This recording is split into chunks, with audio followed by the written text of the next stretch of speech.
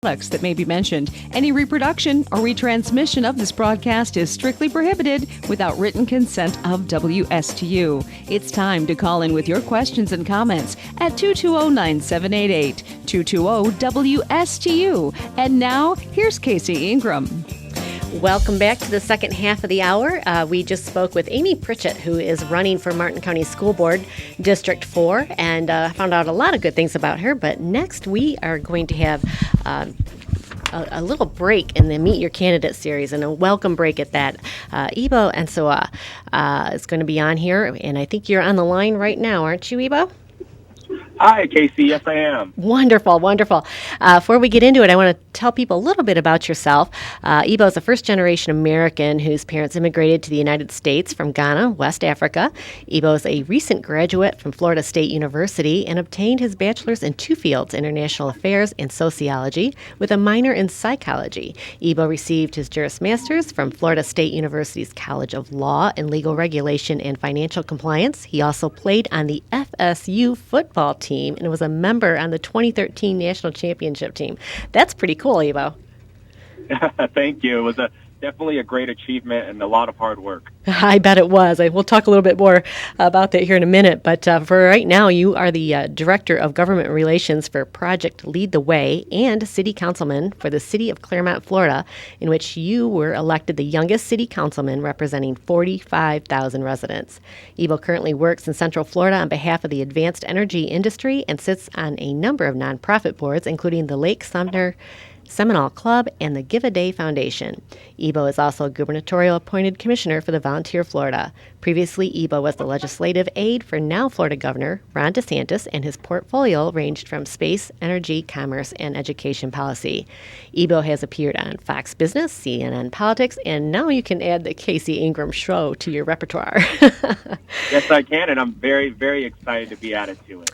So, well, Ebo, I appreciate you taking time and calling in. There was a solar bill that was passed through both the House and the Senate in Florida earlier this year that basically it would have been really tough on the solar industry, and it took away the payments that Florida Power is paying for people that have excess power from their solar grid.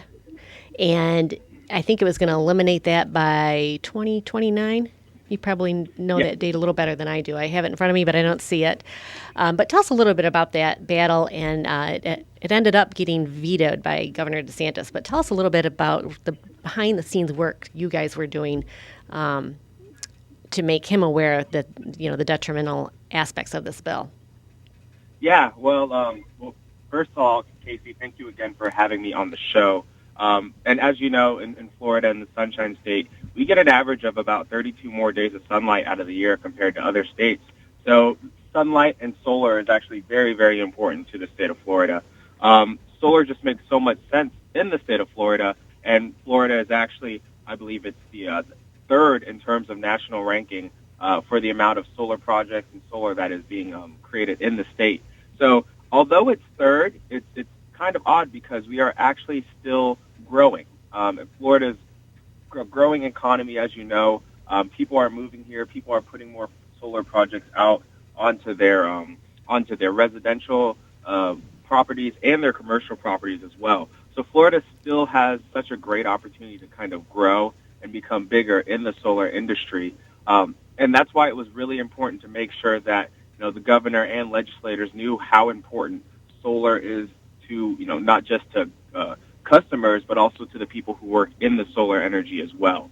There are over 350 different solar companies in the state of Florida, and that ranges from manufacturers to installers to developers. And this is and rooftop solar alone, that industry alone, honestly employs over 40,000 people in the state of Florida. So this is a really, really huge driving employment factor for people in the state. And it's important that, if we are putting policies forward for the solar industry, it's ones that will actually help the people of Florida and put money back into their pocket. So there definitely was a lot of groundwork that was being done in terms of education, in terms of testimony, to make sure that, people understood that although good policies need to be put in place, the solar industry itself, especially in the state of Florida, is one that is still growing. You say we're third national ranking, and I can see that definitely changing between our population and, of course, our sunshine. It certainly is, and even with that, as you said, it's still a budding industry in general. What was the impetus to try, and stop some of the? It's probably money, but I'm going to ask you anyways. What was the impetus to create this bill in the first place? Yeah, so it's like you said, unfortunately, money, and I guess it kind of all comes back to net metering itself.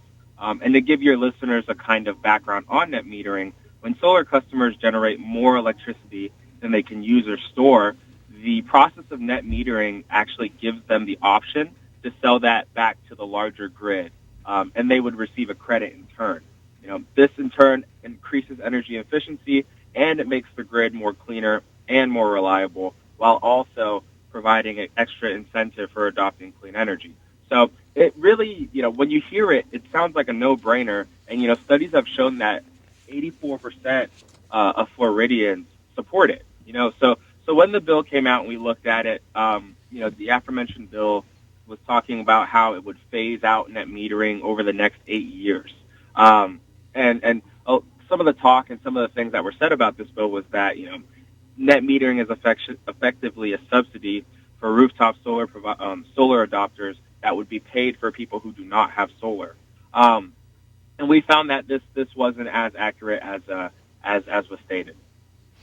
When that bill came out, that net metering, I thought, who is this really going to, serve, or who will gain advantage from it? And I know that was kind of the spiel is, well, for those that don't have solar power, they have to pay extra because of this, what they're calling the subsidy to those that have solar power. And I thought, myself personally, it was one of those things I looked at it and I'm like, geez, I wonder if anybody's actually going to see a rebate or, because there's obviously going to be less money paid out to the folks with solar. And Ebo, the people that I do know that have solar, that was a big incentive for them to get the solar. It's the reason why they're doing it. And those incentives, sometimes they're a little more some years and sometimes they seem to be a little bit less, but that is a huge incentive. And once people get solar, it's very positive. They have a lot of, positive impact. They talk about how low their power bill is. So very important, I think. You're exactly right, and the current net metering arrangement is directly tied to market prices itself. This allows us to have an actual free market and allows, the market to set the price. So having the ability to kind of tamper it and, set it one way or another, it's not ideal for Floridians who own and operate with rooftop solar. So how many homes are powered by solar in Florida? Yeah, so currently we have upwards of 1 million different homes, or 1 million homes that are powered by solar. And, the total solar investment in the state of Florida right now is over $12 billion. And we've actually found, like most technologies, whether it's electric vehicles, whether it's solar, that prices have actually fallen quite a ton over the last 10 years. I know you could probably attest to this, 10 years ago when people wanted solar on their roofs, you were probably paying an arm and a leg for it. But nowadays, that's definitely has changed. It really has. It's a much more attractive alternative for folks. And, tell us, too, when you talk about getting electricity from solar, about how much of the percentage of the state is actually being able to do that today. Yeah, so at this time, it's around 5%. So, it really is both budding and it's growing. But, it's honestly funny because although it's around 5%, almost, I would say, 1 to 2% of Floridians actually have solar right now. So to actually put a policy like this in place would really impede the progress that has been made, so far on the growing solar industry in the state of Florida. And, it's true that we were having those conversations when debate was going on in the House and in the Senate, and eventually they came to some type of compromise, but it's still something that we should really let the market take care of for at least the next couple of years and wait till there's more growth if it is something that we do want to look at this time. What's your feeling there, and what's your perception of the growth for solar? I mean, it's a little surprising there are not more people on the solar grid. What do you think's holding them back, and where do you think that will be? Just personally, just being out there and so involved in this industry, where do you think it'll be in 5 years? Yeah, so I mean, it really, in my opinion, in 5 years, we're definitely going to see it grow even more. I mean, you're seeing it in many different companies at the local and county level that are trying to have more people take that incentive and adopt solar. So we're definitely going to be seeing more incentives that are coming on, and I know that the market will definitely grow for it substantially in the next 5 to 10 years. Florida really should be incentivizing solar, and especially through market-based programs like net metering. And there are other programs that you've seen in other states that have helped as well, whether it's a renewable energy standard or having a third-party financing. That way if people do want to adopt solar, that's a way they can do it as well. So you're definitely going to see an uptick in it, and it's more of a when, not how. Where can people go to find out more about solar power in general and how to get it for their home? And if they do have it, what kind of property do they need? Does it have to face a certain way? Where can they find out just more general information if they're curious?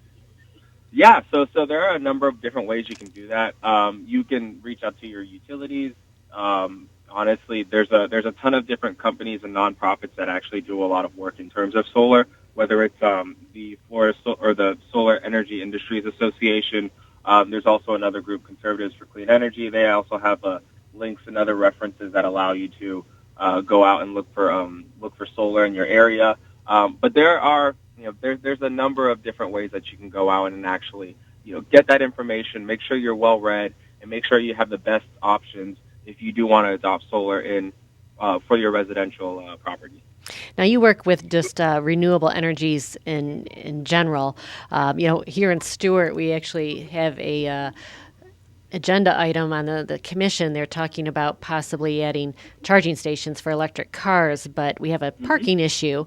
We have tight parking as it is in our downtown Stewart, so folks are not excited about giving up parking for these charging stations. However, we do have charging stations that are in the city that are just not right in front of the stores. They're down at the park or in Sailfish Circle, which I know you're not familiar with, but it's 100 feet to walk. It's not bad at all. But what kind of issues are you seeing out there just in general with other cities with the charging station, renewable energy, the electric cars? I mean, there's a lot of technology is changing. For a lot of us that grew up, we didn't know electric cars or solar power, that type of thing. So it's an exciting time. But Ebo, just give us a flavor. There's definitely issues within communities whether or not they should have the charging stations, how much you go to renewable power. Is it really saving people money, or is it too expensive right now? Just kind of give us an overview. Yeah, of course. So similar to how I was talking about in terms of technology evolving, we've seen the same thing with electric vehicles. The total cost of sale has definitely gone down, and we're actually seeing that it's more comparable to your ICE or internal combustion engine vehicles than buying an electric vehicle. Or they're essentially the same at this point, or coming to become the same. We know that Florida has actually recently become the second state in the nation in terms of EV registration.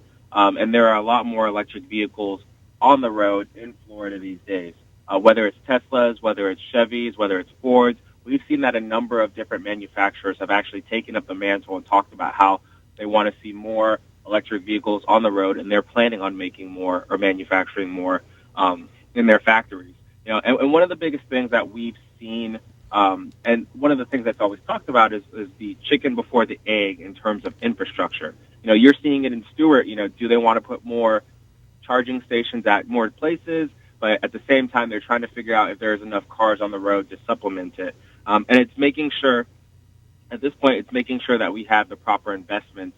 And we've seen that the state of Florida has actually completed a electric vehicle roadmap.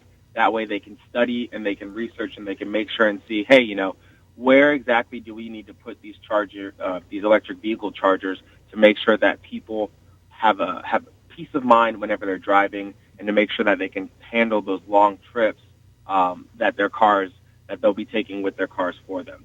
So we're definitely seeing a lot of public-private partnerships as well.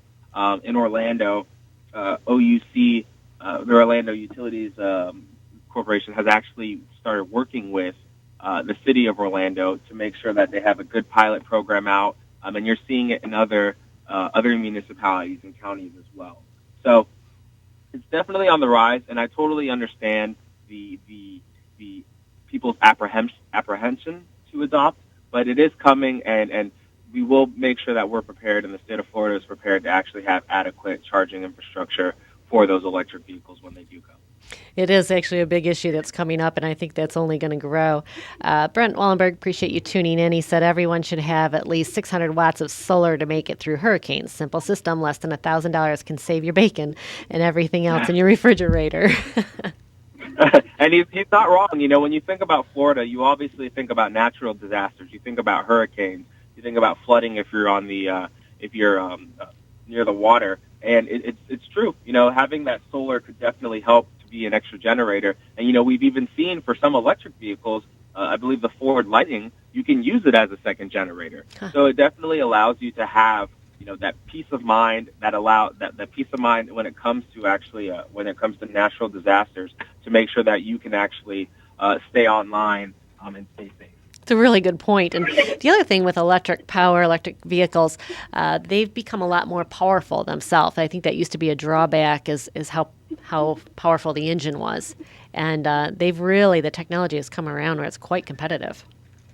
Yeah, no, it really, really has. You know, we're seeing that the miles per gallon or the miles per watt has essentially increased over the last couple of years, and there are some models where you can drive 400 miles on a single charge. You know, so it really is a improving technology, and we're only going to see it improve even more. And you know, just even one other thing, you know, having more electric vehicles can actually help to provide energy independence for the state and for the nation. You know, by transitioning from our dependence on foreign oil and energy, we can actually, you know, have our own, create our own, and become more resilient ourselves. So, as a conservative and in the renewable energy platform or in that arena, do you find that there's more pushback? And I think typically, if we want to go into the politics of it, it's been more of a Democratic push to go towards renewable resources. Have you found it here in Florida that it's a real educational goal or objective of yours to make sure that everybody realizes there's really some good things about using renewable energy, using electric cars? What have you found out there? You've got the boots on the ground, and this is what you do, and you're in a very Republican state. And obviously, I know you're doing a very good job because Governor DeSantis did veto that bill. So, yeah, so we're definitely seeing, you know, and that's, you know, you see so many different conservative groups that are coming out more in favor of it because it saves people money. The money goes back into people's pockets. And as the party that, you know, we tout so much, you know, free market and wanting the people to have the money, their own money to spend how they want to, it's imperative that we find different policies that can come out and that can be enacted that allow us to save money and allow the average citizen who is struggling right now to pay grocery bills. You know, gas is $4.50, $4.80, depending on where you are. Some places have even hit $5. You know, allowing technologies that will save people money to spend it on things they actually need is going to be key and imperative in the next couple of years. That is certainly an argument everybody would agree with, and I'm sure that gets their attention. So as we finished out one legislative session, and of course the next one's right around the corner as always, what type of renewable resource issues are you focusing on here in the next year or two? Yeah, so the main things that we'll be looking at is making sure that we're just defending a lot of the policies that are put in place. And then, you know, if there are any other incentives that could be present for customers or consumers or people to actually come out and adopt electric vehicles and to adopt solar, those are the ones that we're kind of looking at this time. So we are, you know, meeting with different legislators who are considered friends and champions of the advanced energy movement. And looking to see if there's any way that we can kind of get good policy in there to save Floridians money. And that's always the objective, and it's very good. I appreciate your work up there. I'm sure it's tough when you get the pushback. What's the biggest argument you have to overcome as you're talking with different legislators that may not support the renewable energy initiatives? Yeah, so a lot of the time when we are talking to legislators, it has more to do with education, and actually looking at the facts and looking at the numbers that, hey, this is an industry where you have 40,000 people who are working in rooftop solar. You have around 100,000 people who are actually working in the advanced energy industry. These are policies that are helping people who have these jobs, and these are actually people. These are your constituents. So that's really the main things that we are seeing at this time. Another thing is we kind of talked about the whole cart before the horse. So a lot of people would like to see the market kind of set itself before having any type of involvement in there. And I think with those charging stations too, I think the ones that we have here was in partnership with Tesla. Okay. But the new ones, I think we're going to be partially a grant, and I can't remember with who. But that's really part of the issue as well, is who pays for the charging stations, who's going to be paying. Is it the customer? And certainly, if somebody like Tesla donates it for so many years, that helps to bring people over to try the electric vehicles. There's you get a free charge. So what type of programs are out there for communities that are looking at these stations? Are there any to help them, or is it something of a cost that you really have to discuss as a community? Do we want to invest in this? So there's a bit of both. There are some grants out there that are obtainable, and then there are some, like I said before, there are some pilot programs that are being set up with some municipalities and some utilities. They would work with the manufacturers to create or to manufacture the actual EV charging stations, and then the city would essentially have that balance with them. So there are a number of different ways that they can be financed.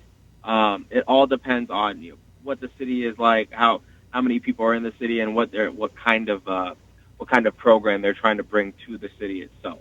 So there are a number of different ways to go about it. Obviously, at one point in time, Congress had their bipartisan financing or their bipartisan infrastructure package, and that actually had money in it for states to work on electric vehicle financing for charging, and that was one thing that they were looking at as well. So there are a different number of ways to do it. It's just going to be important for Florida and Floridians and our lawmakers to kind of take a look and see what will save our Floridians the most money without the most impact. So, Ebo, you're definitely a high-impact, high-energy kind of guy. And, they had to be a little bit of fun. I'm going to jump off base here a little bit and go back to your college days. It had to be a little bit of fun to be part of the FSU football team, especially when they were a national championship. What are some of your favorite memories from then?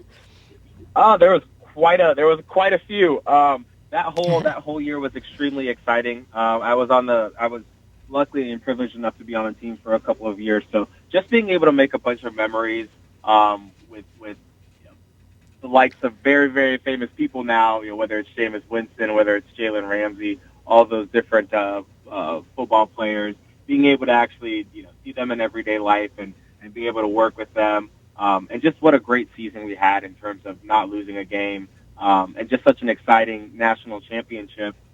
There are honestly way too many memories to count, and I look back on those days very fondly, and I'm very blessed because I'm lucky to have a lot of those men as friends to this day. In fact, some of them were actually in my wedding. So awesome.